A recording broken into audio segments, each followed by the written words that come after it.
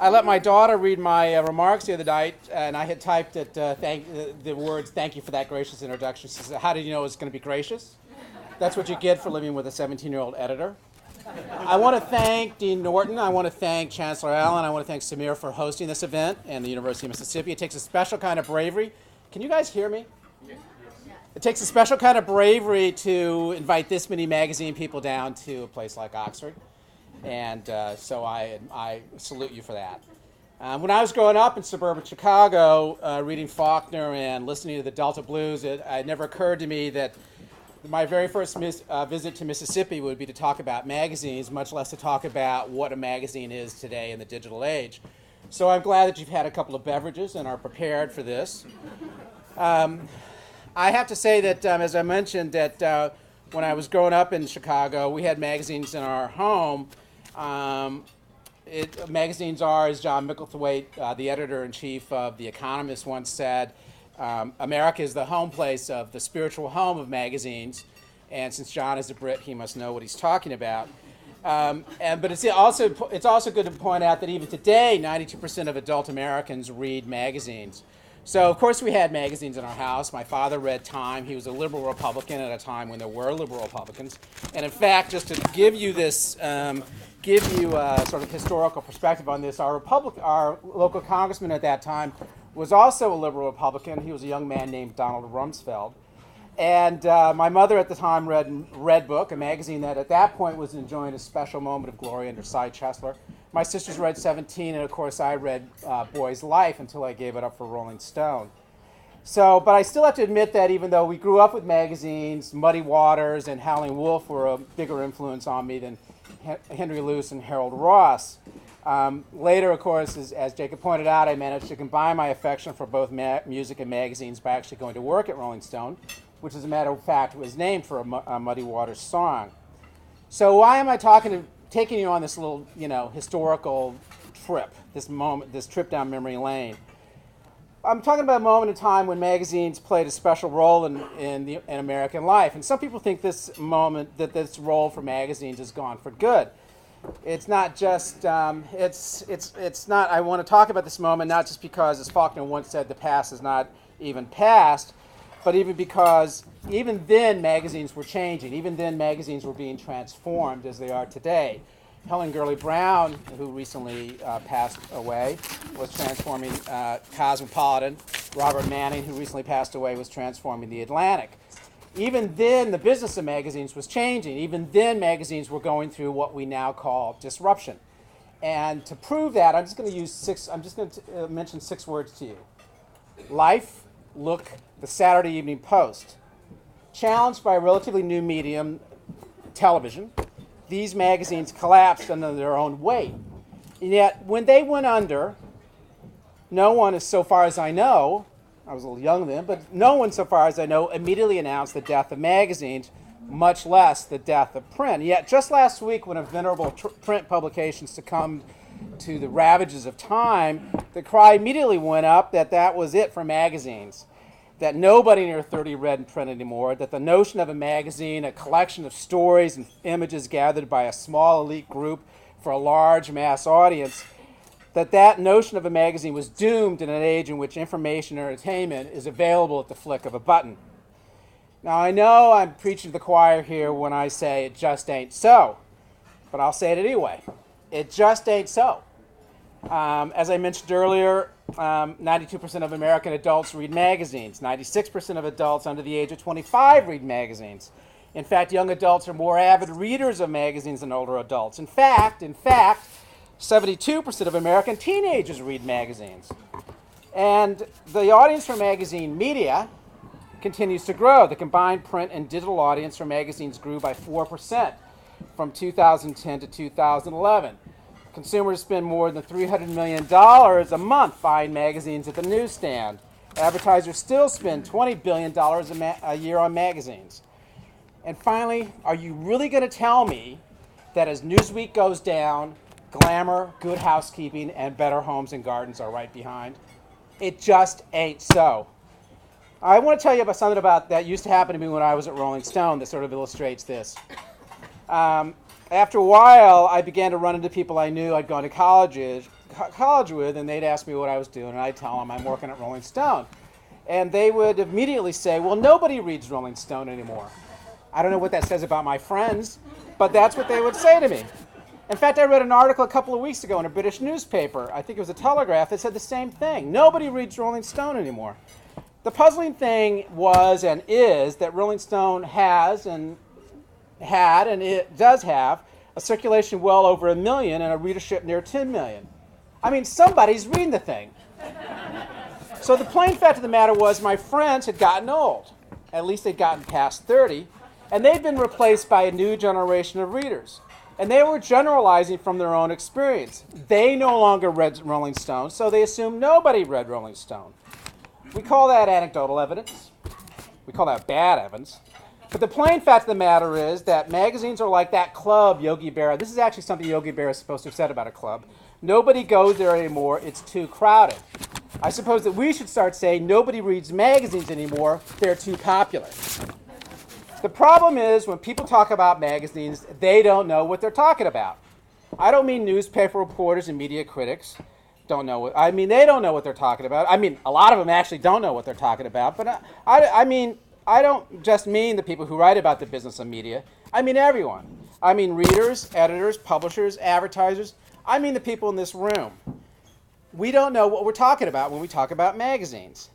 To begin with, when people talk about the future of magazines, what they're really talking about very often is magazines like Newsweek or magazines like The New Republic. I don't know, some of you may read Andrew Sullivan's blog. I do regularly, and he last week had a long, shall we say, screed on the future of print based on his experience at The New Republic.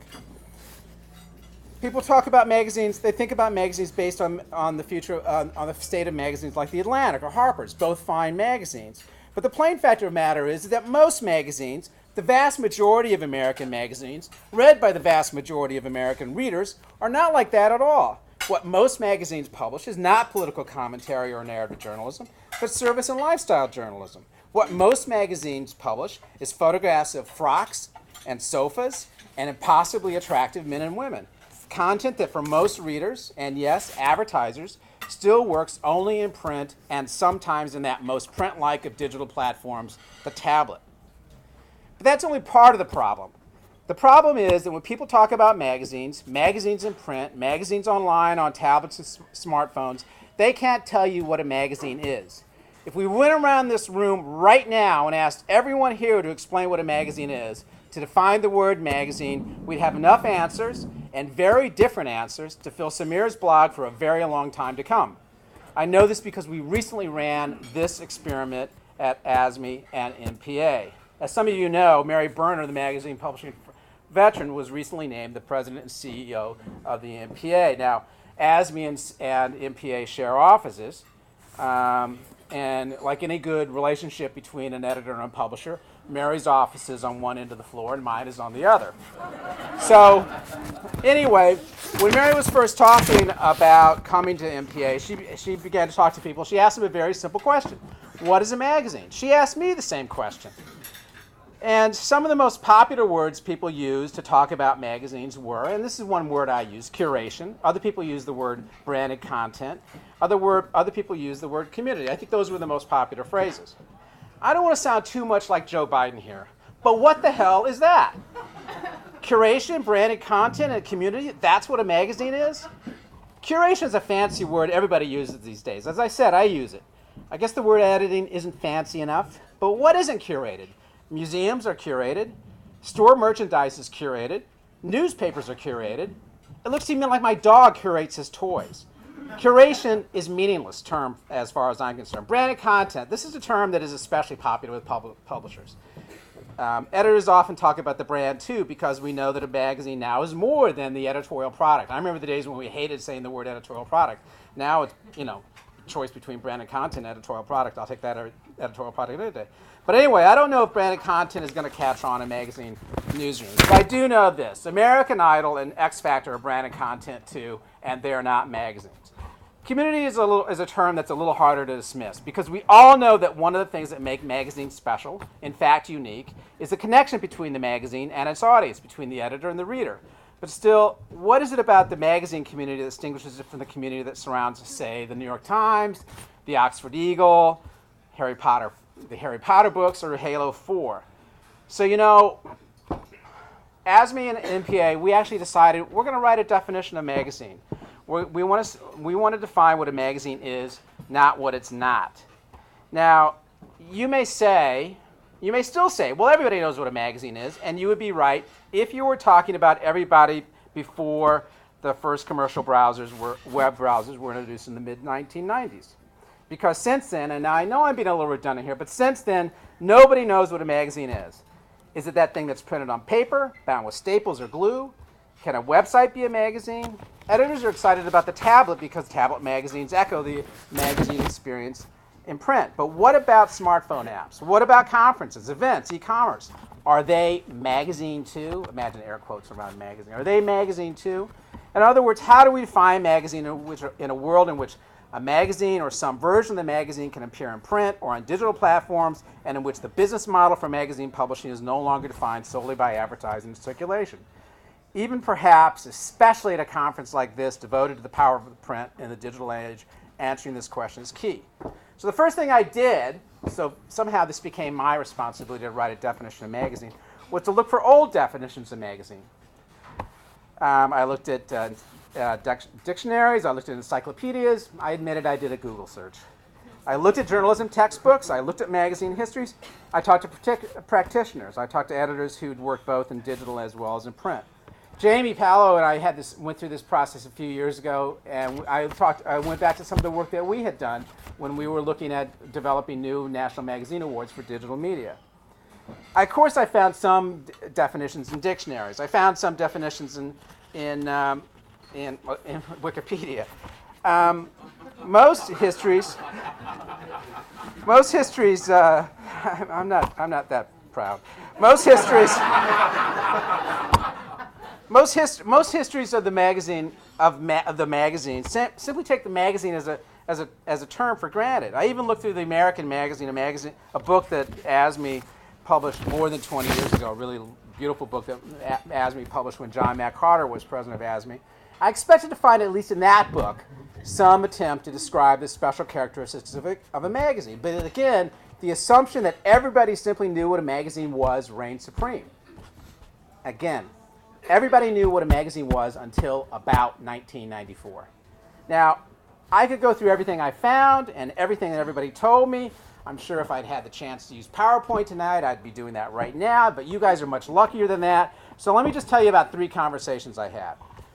The first was with a professor of magazine journalism. No, not Samir. I can't get him on the phone. I asked him what definition he used with his students, this professor of journalism. He said the definition he used with his students was a community of readers or users bound by any or all of the following: demographics, affinity for a topic, perspective, or point of view. Okay, so I'll repeat that briefly. So he said there was a community of readers bound by any or all of the following: demographics, affinity for a topic, perspective, or point of view. I think that's actually fair. I then asked him, what about what I consider to be one of the chief characteristics of a magazine, the physical product, the physical thing? In reply, he said, well, the presentation is what students tend to think of first when they try to defend magazine. Out of the mouths of babes, as they say. Forget about content, forget about curation, forget about community. The magazine is the thing. But what does that mean for editors and publishers who are depending both on digital and on print to survive? If the magazine is the thing, the technical term for that is we're all screwed. But no, babes are babes for a reason. And I think it was A.J. Liebling who said in another context, there's a new one born every minute. So what babes think today may not be what they think tomorrow, because yes, the physical essence of the magazine is essential, but that physical essence can in fact be translated to other media. So let me tell you about the second conversation I had. I sat down with a member of the ASME board, a successful magazine editor who'd worked both in print and in digital, and what we tried to do in a space of, well, frankly, 90 minutes, was identify the fundamental characteristics of magazine, what a magazine is, ingredients that were true both in print and on digital platforms. This is what we came up with. A magazine is a print or digital publication, so it's key for us that, first of all, a magazine is both a print and digital publication. It's driven by the vision of its editors. This is what Pam McCarthy of The New Yorker recently described as the voice. At least I think that's what she described as the voice. I read it in Bob Sachs's column. So it's got to be that. It's got to be true. So providing timely content that is timeless. A uniquely recognizable presentation characterized by the expressive use of print or digital technologies. I would, in fact, argue that magazine publishing, the use of photographs, graphic design, manufacturing technologies, is its own form of storytelling. When we were driving down from Memphis earlier today, I was eavesdropping on a conversation between Rebecca Darwin and Tony Silver, and they were talking about one of the defining things about a magazine was the beginning and the end. And I think that that's part of the package, the presentation of the magazine. So it's driven by the vision of its editors, providing timely content that is timeless and a uniquely recognizable presentation characterized by the expressive use of print or digital technologies, distributed on a regular schedule or frequently updated, intended for a community of readers and users who share the editor's interest and sensibility. So I'm pretty happy with that, and not just because it made editors seem like the center of the magazine universe, but the next conversation I had was with members of the MPA staff who weren't quite as smitten with the notion that editors are the alpha and omega of magazines. They said that magazines begin with a brand promise. I have a vision of brand promise living next door to branded content and having an affair with one of them having an affair with personal brand. But anyway, they said that magazines begin with a brand promise, which might or might not be embodied by an editor or editors, and that our list of defining characteristics altogether ignored advertising. Now, and that's important because advertising, because one of the things that's special about magazines is that readers buy magazines for both the editorial and advertising content. That makes it unique as a medium. I hate to admit that as an editor, but I've actually watched people read magazines. It's a scary thing to watch somebody read a magazine on the subway and actually use the sniff scent to actually smell it. Although when I was having this conversation with my colleagues at the MPA, and they were telling me, well, you got to say something about advertising in a definition of magazine, I said something like, well, I'm talking about the definition of a shoe. I'm not talking about the definition of the shoe business. But I still had to admit that they were at least partly right. So I gave it one more shot, and this is what I came back with. Now, I'm sorry. I'm hampered here by the lack of PowerPoint. A magazine is a print or digital publication trusted by its readers or users to provide credible, timely information relevant to their personal interests. Magazines are characterized by the use of print or digital technologies to create a visually rich, immersive experience and are published or updated frequently in a consistent format. Well, that's quite a mouthful. I know it's quite a mouthful, and when I showed it to the people at the MPA, I could tell it was quite a mouthful. So what we decided in the end was, even though I had gone to all this work, was that we really couldn't write a definition of a magazine that worked in an elevator speech. I still think this is right. I still think this is a good definition of a magazine, but we did come up with what we still think what were the characteristics of magazine media. Not the thing itself, but what the media that we're engaged in on print, web, or tablet. What makes that media unique? And that was it was trusted, relevant, timely, and enduring. I can live with that for now, but I'm still going to keep on campaigning for the preeminence of the editorial role and the shared sensibility of and connection between the editor and reader. And for lack of a better, more elegant term, the package. Point of view and packaging. This, to me, not the platform, not whether it's in print or digital, defines magazine. So let me leave you with two thoughts. The first is magazines not only are uniquely American, as John Micklethwaite suggested, but magazines, since the North American Review and Godey's Lady's Book in the 19th century to Wired and Martha Stewart today, define America. We are warned as magazine people that readers no longer have time for magazines, that other forms of digital media are stealing their attention. To which I say magazines define what Americans are and want to be. And what Americans don't want to be is Google and Angry Birds any more than a generation ago they wanted to be AT&T or a crossword puzzle. So the second thought is that anyone who claims, and this is the truest thing that you're going to hear from me tonight, the second thing is that anyone who claims to know what the future holds for magazines is by definition wrong. And that definitely includes me. as I've proven here so ably so far. No one knows what is going to happen next, any more than Henry Luce and Harold Ross could imagine People.com and the New Yorker Tablet Edition.